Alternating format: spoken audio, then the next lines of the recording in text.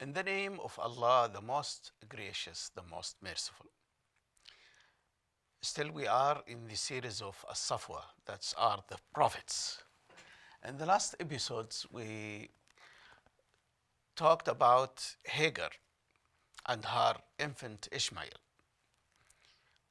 when they have been left alone in the desert of Mecca. The baby started to cry out of hunger and out of thirst. So she spotted a small mountain called Safwa. We call it Safwa. She went there, she climbed that small mountain. It's like a rock, big rock. From there, she can see her baby and she can call others for help. Nobody responded. So she went down to the valley, and there she couldn't see her baby. So she ran fast so that she climbed another mountain called Al-Murwa. It's 400 to 500 meters. From there, she can see her baby, and she cried for help. And we said she did this 7 times. And this is what we are doing now during Sa'i and during Umrah and Hajj. We are doing the same as what our mother Hagar did.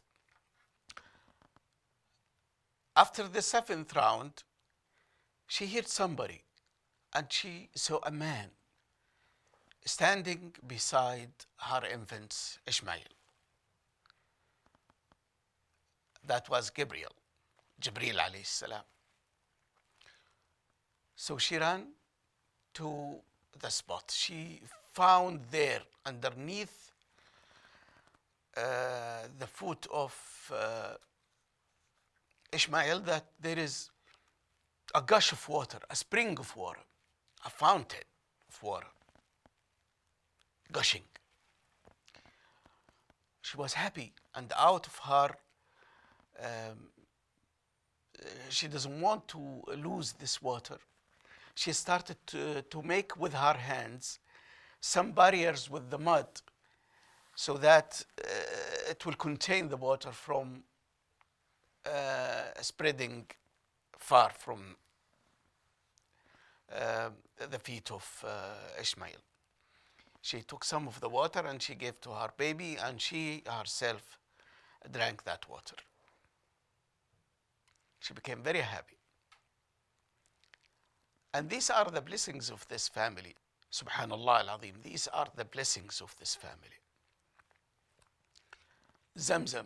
This is the story of Zamzam, water of Zamzam, which started that time and still running till nowadays. Zamzam is a blessed water from the start. After that, even the fleets of migrating birds sensed this water, so it landed there. And it happens, subhanallah al-azim, if God wants something, He will do the arrangements for that thing to happen. There was some people traveling from south, from Yemen, going to the north to search for a better life. And they went near to that place, near to Mecca, maybe 10 kilometers or something like that. And they used to know that this part of the desert, there is no life there, there is no water. That group of people, say they are 1,000 people, men, women, children, riding their camels, but they ran short of water and food. They noticed, they are talented to this, they noticed that there are fleets of migrating birds landing on that spot. This is very strange to them. There must be water there. The birds will not do this except if there is water nearby. So this group of people, a tribe, they sent two of them to go and search that place. There is something new happened here, to see what really is it. Two men came and they found Hagar and her baby Ishmael, and they found the water. So it was for their surprise. God knows how the translation goes on, but they understood that this is a blessings from Allah and this is our blessed family. So they asked her whether they can settle near to her and use this water with her. It's plenty of water. She said, okay, no problem. And this means that the supplication of Ibrahim alayhi salam was executed by Allah subhanahu wa ta'ala. He prayed that people will come around them, and this is what really happened. Those group of people who came from Yemen are not a lot. They are like 1,000. That's the usual number. Men, women, children. They are called Jurhum. Jurhum, a tribe of Yemen. So they settled in Mecca. And they found this righteous woman. They took care of her and of her baby. And she was happy that there are people in the neighborhood.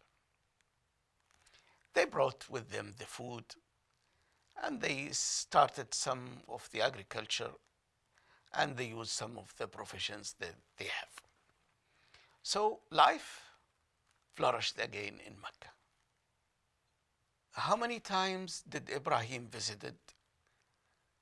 How many times did Ibrahim, peace be upon him, visited Hagar and her son? Several times.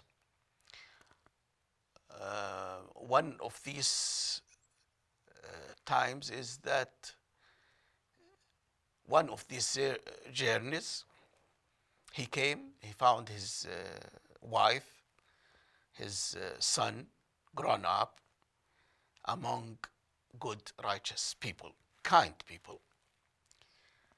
When they met Ibrahim, that's Jurhum met Ibrahim, they became followers of him because he is a great messenger, great prophets, always preaching Islam, preaching the good things to people, to save them from the hellfire. Of course, this is the job of the good people, is to preach Islam, is to save people from the hellfire, the eternal fate. One of the visits, when Ishmael is 13 or 14 years old, so he starts the age as they call the age of exertion, the age of going outside to gain money or to bring goods or bring things, hunting, to help his parents. Ibrahim saw a vision, a dream. You know, dreams for us, it may mean something, it may not, but for prophets, it's a type of revelation, it's a type of inspiration. He saw a scary vision. He saw that he is slaughtering his son Ishmael. So he told his wife and he told his son.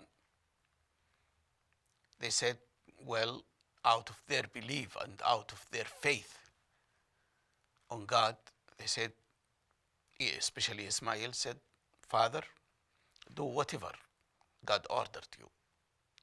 I will be one of the patients. Don't worry about me. So he decided to slaughter him. Maybe the people of Jurhum noticed the story, but I don't know at what stage they have been told this. But later, sooner or later, they know it. He took Ishmael. Both of them submitted to God. Both of them surrendered to God. Both of them was sincere to God. And Ibrahim was gonna to do it. He put his son to the ground and he took the knife. He sharpens the knife. He catches his hair. He catches the Ishmael head hair and he put the knife through his throat to cut it. But Gabriel, by the order of Allah subhanahu wa ta'ala, said, okay, Ibrahim, you succeeded in the trial. God does not want you to kill your son or slaughter him. No. And this is a sheep. Instead of slaughtering your son, you slaughter this sheep. And you have a party today. You, your wife, and your son. It's like a celebration. You have to rejoice, Ibrahim. And from now then, your name will not be Ibrahim. Your name is the friend of Allah, Al-Khalil, the close friend of Allah. Because Ibrahim proved to everybody that anything in this life will not be able to obstruct his obedience to God, even slaughtering his only son. The only son, a good son with all characteristics of a good person. So number one, Ibrahim became the friend of Allah. Hagar, the wife of the friend, Zawjatul Khalil. Ishmael was promised to be a messenger to the Arabs, to Jurhum and other people in the Arab Peninsula. So both succeeded, all of them. So all of them succeeded and all of them rewarded. Now Satan, the devil, was asked to prostrate to Adam and he refused. But now Ibrahim was not asked. He saw a dream and then he was gonna to do what God's commanded, what God wants. So Iblis became very jealous of this act of Ibrahim. He tried to stop Ibrahim from doing this because this will make Ibrahim very righteous and will have a high rank in the paradise. By this we conclude this episode, hoping to see you in the next episode to see what did Satan, the devil, did to obstruct Ibrahim from being obedient to God, and what he did to Ishmael, and what he did to Hagar, and what was the response of three of them. Until then, Assalamu alaikum wa rahmatullahi wa barakatuh.